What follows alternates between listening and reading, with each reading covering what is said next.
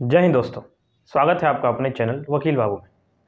दोस्तों, आज इस केस स्टडी में मैं एक ऐसी घटना पे बात करने वाले हैं जो कि शायद कुछ लोगों के लिए सही होगा या फिर कुछ लोगों के लिए गलत। ये केस स्टडी हर उन लोगों के लिए बहुत ज़रूरी है जिनके बॉयफ्रेंड है या जिनकी गर्लफ्रेंड है।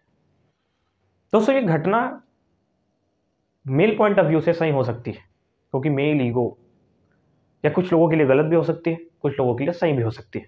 तो ये मैं आपके ऊपर छोड़ता हूँ, आप कमेंट सेक्शन में बताइएगा कि सही है या गलत है। मैं पहले केस स्टडी पर डिस्कशन करता हूँ। दोस्तों, ये एक ऐसी घटना जो आपको शायद सोचने पे मजबूर जरूर कर देगी कि क्या ये सही है या फिर गलत, और अगर गलत है तो क्या ये तरीका है जो सही है या फिर गलत। दोस्तों, ये घटना है महाराष्ट्र की। महाराष्ट्र में एक जगह है जिसका नाम है माथेरान। माथेरान एक टूरिस्ट डेस्टिनेशन है, बेसिकली एक टूरिस्ट प्लेस है जहाँ पे कपल घूमने टहलने जाते हैं। उसी प्रकार से वहाँ एक कपल घूमने गया था। ये घटना 11 दिसंबर 2021 की है।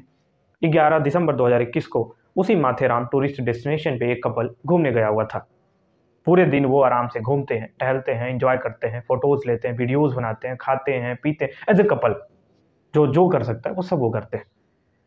उसके बाद रात होती है। रात में तकरीबन 8:30-9 बजे 11 दिसंबर 2021 को एक उसी के नज़दीकी रेस्टोरेंट में डिनर करते हैं और उसके बाद घर ना जाकर वहीं एक नज़दीकी होटल में स्टे करते हैं।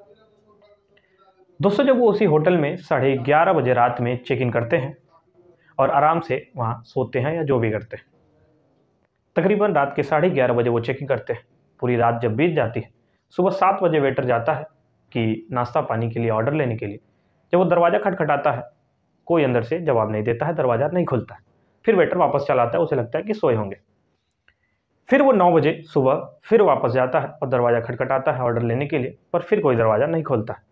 उसके बाद वेटर के मन में थोड़ी सी संशय आती है कि आखिर क्या बात है। उसके बाद वेटर आता है और होटल के मैनेजर को बताता है कि सर ऐसी ऐसी बात है, 2 बार मैं गया, दरवाज़ा कोई नहीं खोल रहा। फिर मैनेजर कहता है कि अरे वो लोग लेट नाइट पार्टी किए होंगे और सोए होंगे, रुक जाओ कुछ देर, वो खुद आके ऑर्डर दे देंगे नाश्ते के लिए। उसके बाद से दोपहर के 11:30 बज जाते हैं। अब आ गया था 22 दिसंबर 2021। 11:30 बजे भी जब ऊपर से उस रूम से कोई नहीं आता है तो मैनेजर के मन में भी समस्या होती है और संशय पैदा होता है। उसके बाद वो एक वेटर के साथ मास्टर की लेके उस रूम में जब जाता है, फिर दरवाज़ा खटखटाता है पर दरवाज़ा कोई नहीं खोलता। उसके बाद से वो मास्टर की से दरवाज़ा खोलता है और जब रूम के अंदर जाता है तो देखता है रूम में कोई नहीं है। रूम बिल्कुल खाली और साफ। लेकिन फिर ये होटल मैनेजर के मन में संशय पैदा होता है कि हाउ इट इज़ पॉसिबल कि चेकआउट हुआ नहीं और दरवाज़ा अंदर से लॉक है, कैसे कोई निकल सकता है। दरवाज़ा की मास्टर की तो अंदर थी नहीं, तो ये कैसे पॉसिबल है कि चेकआउट हो गया और होटल में किसी को पता नहीं चला। फिर जब मैनेजर ने ध्यान से देखा तो बेड के नीचे कुछ ब्लड के छींटे पड़े हुए थे। उसके बाद से मैनेजर को थोड़ा सा डाउट पैदा हुआ। फिर जब वो बेड के नीचे वेटर को दिखाया या फिर खुद नीचे सो के जब देखा तो नीचे एक नंगा लाश पड़ा हुआ था, नेकेड डेड बॉडी। और वो नंगी लाश किसी महिला की थी। पर सबसे मेन और दिलचस्प यहाँ क्लाइमेक्स ये था कि उस बॉडी का सिर नहीं था, सिर्फ सिर के नीचे का पूरा एरिया नंगा पड़ा हुआ था। उसके बाद से मैनेजर के हाथ पांव काम करने बंद कर दिए। तुरंत वो नीचे आया, पुलिस को फ़ोन किया और तुरंत नज़दीकी पुलिस वाले तुरंत होटल पहुंचे। जब लाश का पूरी तरह इन्वेस्टिगेशन किया गया, डेड बॉडी का पूरी तरह इन्वेस्टिगेशन किया गया, उसे पोस्टमार्टम के लिए भेजा गया क्योंकि बॉडी तो सिर तो था नहीं, सिर्फ बॉडी थी। उसके बाद से पुलिस करती क्या, जाहिर सी बात है, जब होटल में कोई भी कांड होगा पुलिस सबसे पहले रिसेप्शन पे जाती है चेक करने के लिए कि कौन, नाम क्या है जिन लोगों ने इस रूम में चेकिंग किया था। जब पुलिस रिसेप्शन पे जाती है तो वहाँ जब उनकी डायरी देखती है तो उसमें 11:30 बजे जो इस रूम में जिन लोगों ने चेकिंग किया था उन दोनों लोग का नाम था, एक थी आपकी रूबीना बेगम और दूसरे अमजद खान। रूबीना बेगम और अमजद खान, इन 2 लोगों ने रात 11:30 बजे इस रूम में चेकिंग की थी। पोस्टमार्टम का रिपोर्ट आता है तो बॉडी पे जो भी चीज़ें थी जिसे पता लगाया जा सकता था कि ये कौन है, उन सारी चीज़ों को पूरी तरह डिस्ट्रॉय कर दिया गया रहता है। बॉडी पूरी तरह नेकेड थी, कोई रिंग नहीं, कोई कुछ नहीं, कोई चूड़ी नहीं, सब निकाल लिया गया था। इवन उसके शरीर पे एक टैटू भी थे तो उसको भी चाकू से इतना काटा गया था कि उसको आइडेंटिफाई करना बहुत मुश्किल था। उसके बाद से पुलिस को पूरा शक जाता है इन दोनों कपल में से इसके पति के ऊपर, क्योंकि जाहिर सी बात है पहला तो शक किसी न किसी को किया जाएगा और इस केस के फैक्ट से सबसे पहला शक जाहिर सी बात है पति के ऊपर जाएगा। उसके बाद पुलिस जो है होटल के सारे सीसीटीवी वीडियोज़ और फुटेज देखने लगती है। चूंकि वो साल 2021 का था, उस समय कोरोना का दौर चल रहा था, तो सब लोग मास्क लगाते थे। जब 11:30 बजे रूबीना बेगम और अमजद खान दोनों लोग चेकिंग कर रहे थे, तो दोनों मास्क लगाए थे, इसलिए चेहरा किसी का नहीं दिखा। फिर जब पूरी रात की सीसीटीवी वीडियोस देखी जाती है, तो तकरीबन सुबह 3:30 बजे उसी रूम से लड़का निकलते हुए दिखता है, परंतु लड़की उसके साथ नहीं होती है। तो इससे एकदम क्लियर हो जाता है कि लड़की को लड़के ने ही मारा। पर क्यों, आखिर कारण क्या था और वो लोग हैं कौन, इसकी जानकारी किसी को नहीं थी। जब सीसीटीवी वीडियोस देखे जाते हैं, तो लड़का होटल से निकलते हुए देखा जाता है और लड़के के पास एक पीठ पे टांगने वाली बैग और हाथ में एक थैला था। उसके बाद से वो अगला जो भी चौराहा पड़ता, वहाँ पे भी सीसीटीवीज थे, उस भी सीसीटीवी को खंगाला जाता है, तो देखा जाता है कि लड़का होटल से तो 2 चीज़ें लेके निकला था, बैग और हाथ में थैली, परंतु अगले चौराहे पे वो सिर्फ अकेला पहुंचा, नहीं बैग था उसके पास, नहीं थैली थी हाथ में।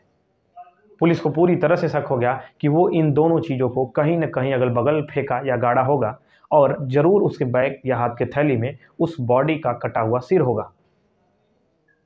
उसके बाद से पुलिस अगल-बगल के जितने भी पहाड़ या जितने जंगल थे, उसका पूरा इन्वेस्टिगेशन करना शुरू करती है और थोड़ी बहुत मुश्किलों के बाद उसे मिल जाता है वो कटा हुआ सिर, जो कि थैले में फेंका गया रहता है और वो अपना बैग भी वहीं फेंकता है।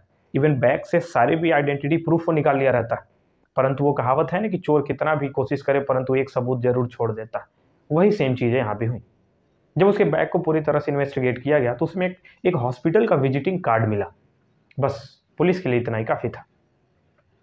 उसके बाद से पुलिस वाले डायरेक्ट उस हॉस्पिटल पहुंच जाते हैं और वहां उस लड़की का जबकि सिर भी मिल गया रहता है और बॉडीज के कुछ पोस्टमार्टम रिपोर्ट से कुछ और भी सिंबल्स और आइडेंटिटी मिले रहते हैं, जिसकी शिनाख्त हॉस्पिटल में कराई जाती है। और इन्वेस्टिगेशन के बाद हॉस्पिटल से पता चल गया रहता है कि जी पूनम पाल नाम की लड़की इस डेट को दिखाने आई थी और ये उसी लड़की का डेड बॉडी हो सकता है।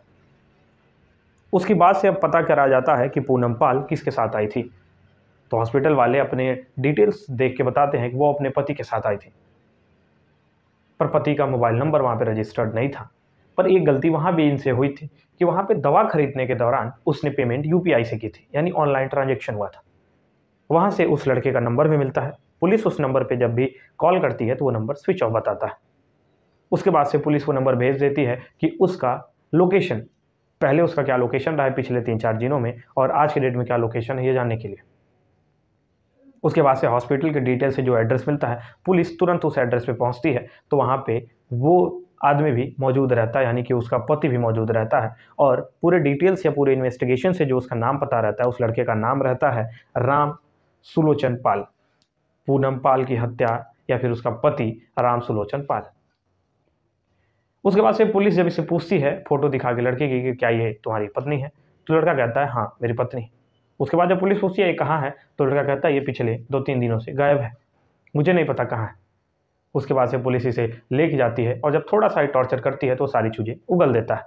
वो बताता है कि हम घूमने गए थे टूरिस्ट डेस्टिनेशन पे, वहाँ मैंने होटल में रूम लिया, उसी होटल में इसका गला दबा के हत्या की, उसके बाद गला काट के फेंक दिया वहीं पास के जंगल में, और मैंने सारी उस चीज़ों को हटा दिया जिससे कि उसका शिनाख्त किया जा सके। उसके बाद से सबसे बड़ा सवाल यही पैदा होता है कि आखिर इस पति ने क्यों किया, जबकि उसके पति ने बताया कि मैं अपनी पत्नी से बहुत प्रेम करता था।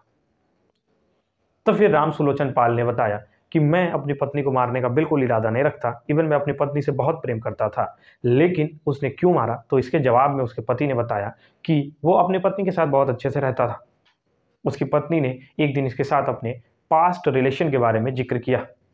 जब ये अपने पुराने बॉयफ्रेंड के बारे में बताने लगी, बातों बातों में इसकी पत्नी ने यह भी बता दिया कि वो उसके साथ सेक्सुअली भी हो चुकी है, यानी सेक्स रिलेशन भी उसका उसके एक्स बॉयफ्रेंड के साथ बन चुका था।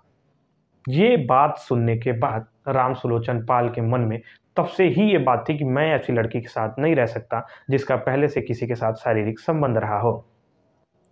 तब से राम सुलोचन पाल इसी प्लानिंग में था कि कब मुझे मौका मिले और कब मैं इसे मार दूं, क्योंकि डाइवोर्स तो वो ले नहीं सकता था। बोला कि डाइवोर्स और लीगल चीज़ें करने के लिए मेरे पास ना हैसियत है, ना पैसे, ना औकात, इसलिए मुझे यही सही रास्ता लगा कि मैं उसे कहीं दूर ले जाके मार दूं जिससे कि लोगों को पता भी ना चले। राम सुलोचन पाल ने यही किया, उसे दूर कहीं टूरिस्ट डेस्टिनेशन पे माथेरान घुमाने ले गया और वहीं पे अपनी पत्नी की हत्या कर दिया। लेकिन अंततः वो पकड़ा ही गया और मुख्य कारण यही है कि उसका बॉयफ्रेंड पहले था और उसके साथ ये इंटीमेट हो चुकी थी, उनके साथ इनका सेक्सुअल रिलेशन बन चुका था। जो कि इनके मौत का मेन कारण बना। दोस्तों, इस पे आपकी क्या राय है? आप कमेंट सेक्शन में जरूर बताइएगा। आप इस घटना से क्या सोचते हैं? आप कमेंट सेक्शन में जरूर बताइएगा। और it's my humble request to please share this video to all the adults and all the persons, जिससे उनके बीच में भी ये चीज़ें जानने को मिले कि हमारे देश में कौन सी ऐसी घटनाएं घट रही हैं जिससे आप सतर्क और जागरूक हो सकते हैं। दोस्तों, इसी के साथ इस वीडियो को या इस केस स्टडी को बहुत ज़्यादा लंबा ना करते हुए इस केस स्टडी को यहीं समाप्त करते हैं और फिर मिलते हैं एक नए केस स्टडी के साथ। जय हिंद।